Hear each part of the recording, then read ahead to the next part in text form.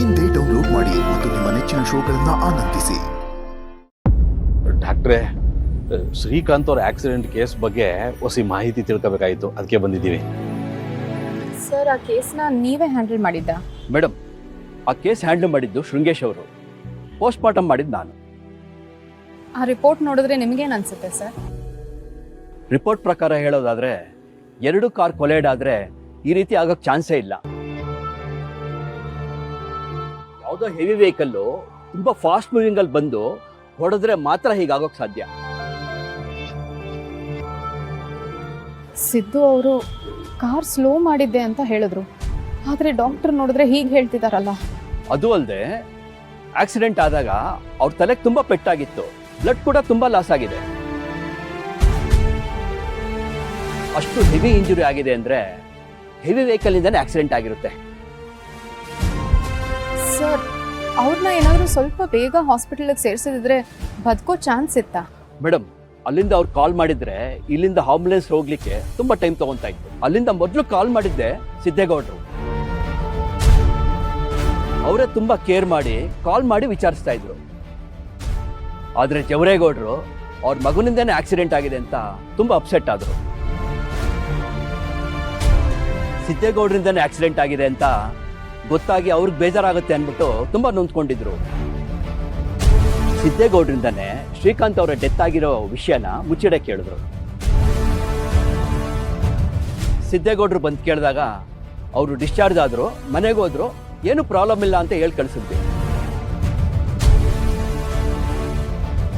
ಡಾಕ್ಟ್ರೇ, ಇಲ್ಲಿಂದ ನಮಗೆ ಬಹು ಉಪಕಾರ ಆಯ್ತು. ಸರಿ, ನಾನು ಬರ್ತೀನಿ. Take care. ನನಗೆ ಯಾಕೋ ಸಿದ್ದು ಅವ್ರು ಓಡಿಸ್ತಿರೋ ಕಾರ್ ಗುದ್ದು ಶ್ರೀಕಾಂತ್ ಅವರು ಮತ್ತು ವನಜಾ ಅವ್ರು ಸಾವಾಗಿರೋದು ಅಂತ ಅನ್ನಿಸ್ತಿಲ್ಲ. ನಿಮಗೇನು ಅನ್ಸುತ್ತೆ? ನನಗೂ ಅದೇ ಗೊತ್ತಾಯ್ತಲ್ಲ ಕಣವ.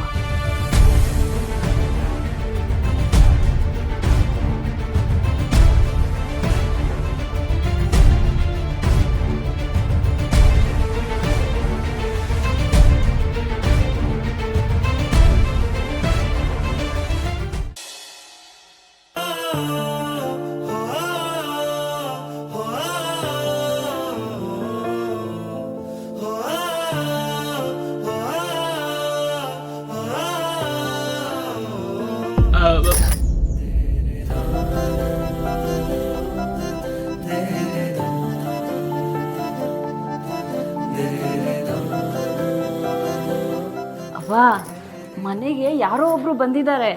ಯಾರಿರ್ಬೋದು ಅಂತ ಹೇಳು ನೋಡಮ್ಮ. ಚಲ್ವಿ, ನೀನ್ ಹೇಳಿದ್ರೆ ತಾನೇ ಅವಾಗ ಗೊತ್ತಾಗೋದು. ಕಂಡಿಡಿಯವ ನೋಡುಮ. ನೀನ್ ಇಷ್ಟೊಂದು ಖುಷಿಯಾಗಿದ್ಯಾ ಅಂದ್ಮೇಕೆ ಇನ್ಯಾರು ಬಂದಿರ್ತಾರೆ? ನಿನ್ ಗಂಡನೇ ಬಂದಿರ್ತಾನೆ.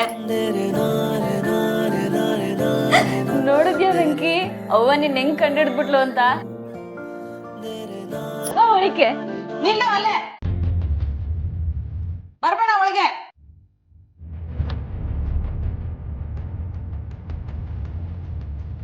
ಅವ ಅವ ವೆಂಕಿ,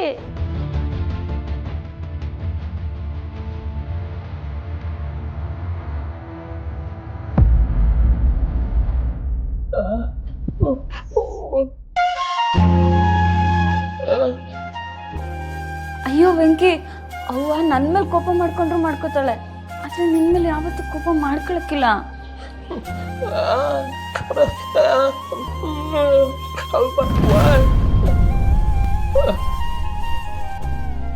ವೆಂಕಿ ನೋಡು, ನೀನ್ ಇಲ್ಲಿಂದ ಹೊಟ್ಟೋದ್ರೆ ನನ್ ಮೇಲೆ ಆಣೆ. ನೀನೆಲ್ಲಾರು ಹೋಗಕ್ಕಿಂತ ಮುಂಚೆ ನಾನು ನಿನ್ ಜೊತೆ ಕರ್ಕೊಂಡು ಹೋಗ್ಬೇಕು ಅಷ್ಟೇ. ನಿಮ್ಮಿಬ್ಬರು ಹೋಗಕ್ಕೆ ನಾನ್ ಬಿಟ್ರೆ ಅಲ್ವಾ?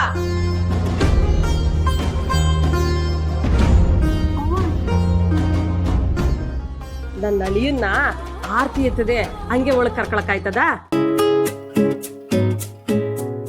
ಮಕ್ಕಳ ಆರ್ತಿ ಎತ್ತು.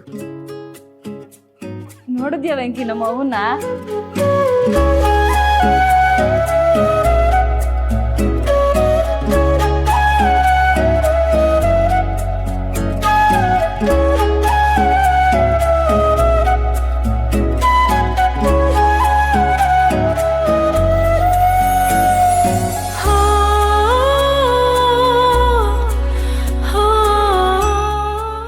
ಗೊತ್ತಾಯ್ತಲ್ವಾ? ಹ್ಞೂ ಕಣವ. ಸರಿ, ಇದನ್ನ ತಕೊಂಡೋಗಿ ಹೊರಗಡೆ ಚೆಲ್ಬಿಟ್ ಬಾ. ಹೋಗು ವೆಂಕಿ, ಇವಾಗ ಬಾಪ್ಪ ಒಳಗೆ.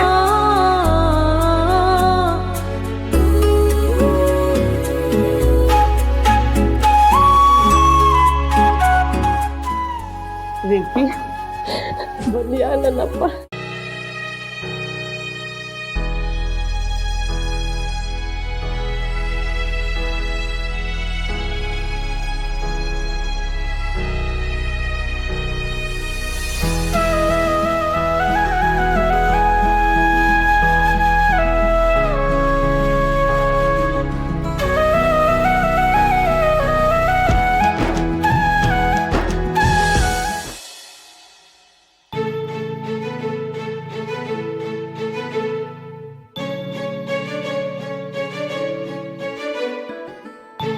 ಪರವಾಗಿಲ್ಲಪ್ಪ, ಒಳ್ಳೆ ಹೋರಾಟ ಮಾಡಿದ್ದೀರಾ. ಇದಕ್ಕೆ ನಿಮ್ಗೊಂದು ಅವಾರ್ಡ್ ಕೊಡಿಸ್ಬೇಕು ಅಂತ ನನಗೆ ಅನಿಸ್ತಾ ಇದೆ. ಮನೆಗೆ ಬಂದ ತಕ್ಷಣ ಏನಾದರೂ ಒಂದು ರಾಮಾಯಣ ಶುರು ಮಾಡದೇ ಇದ್ರೆ ನಿಮಗೆ ದಿನ ಕಳೆದ ಹಾಗೆ ಅನ್ಸಲ್ಲ ಅಲ್ಲ?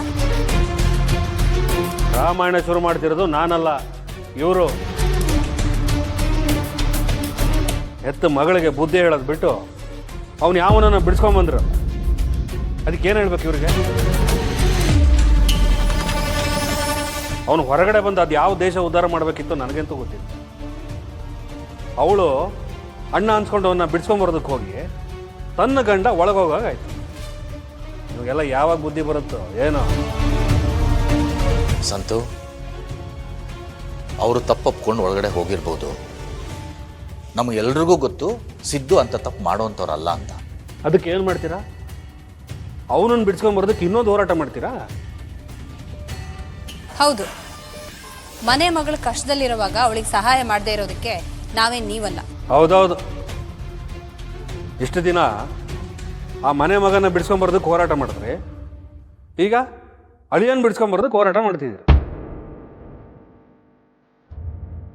ಏನೋ ಪೂರ್ತಿ ಬೇರೆಯವ್ರ ಉದ್ಧಾರಕ್ಕೆ ಹೋರಾಟ ಮಾಡ್ತಾ ಇರಿ. ನಮ್ಮ ಬಗ್ಗೆ ಒಂಚೂರು ಯೋಚನೆ ಮಾಡಿಬಿಡಿ. ಈಗ ನಿನಗೇನಪ್ಪ ನಾನು ಕಮ್ಮಿ ಮಾಡಿದ್ದೀನಿ? ನೀವೇನು ಕಡಿಮೆ ಮಾಡಿಲ್ಲ, ಎಲ್ಲ ಜಾಸ್ತಿನೇ ಮಾಡಿದ್ವಿ. ನೀವು ಆ ಭಾವನೆಗೆ ಸಪೋರ್ಟ್ ಮಾಡೋದು, ಅವ್ರ ಮನೆಯವರು ಅವಳನ್ನ ಮನೆಯಿಂದ ಆಚೆಗೆ ಹಾಕೋದು, ಅವಳು ಗಂಟು ಮುಟ್ಟೆ ಹೊತ್ಕೊಂಡು ಇಲ್ಲಿಗೆ ಬರೋ. ಅವಳದ್ದು ಬಿಟ್ಟಿಯಾಗಿ ಸಾಕು ಹಣೆ ಬರ ನನಗೇನಕ್ರಿ? ಯಾಕೋ ಸಂತು ಹೀಗೆಲ್ಲ ಮಾತಾಡ್ತೀಯ? ಅವಳು ನಿನ್ ತಂಗಿ ಕಣೋ. ಇಂಥ ಸಂದರ್ಭದಲ್ಲಿ ನೀನು ಅವಳಿಗೆ ಸಮಾಧಾನ ಹೇಳಬೇಕು. ಅದನ್ನ ಬಿಟ್ಟು ಬಾಯಿಗೆ ಬಂದಂಗೆಲ್ಲ ಯಾಕಪ್ಪ ಮಾತಾಡ್ತೀಯ? ನೋಡಿಯಪ್ಪ, ಇದು ಸಂಧಾನದಿಂದಾಗ್ಲಿ ಸಮಾಧಾನದಿಂದಾಗ್ಲಿ ಸರಿ ಹೋಗಲ್ಲ. ಸಮಸ್ಯೆನ ಸೈಲೆಂಟ್ ಆಗಿ ದೂರ ಇಡೋದು ಬಿಟ್ಟು ಬಾ ಬಾ ಅಂತ ಮನೆ ಒಳಗೆ ಕರ್ಸ್ಕೊತಾ ಇದ್ದೀರ.